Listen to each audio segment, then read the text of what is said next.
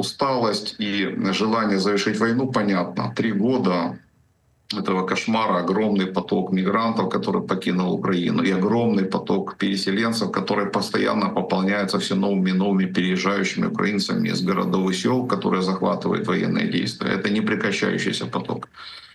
Цифры демографических потерь просто потрясают. Вот совокупное количество украинцев, которые покинули Украину в разные стороны, ну, преимущественно в сторону Евросоюза, но тем не менее, да, уезжают и в страны СНГ, и в Россию, что греха таить, и в страны Азии. Около 10 миллионов.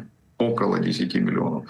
Внутренне перемещенные лица, так называемые, это же люди, пострадавшие от военных действий, покинувшие области, да, где идут военные действия.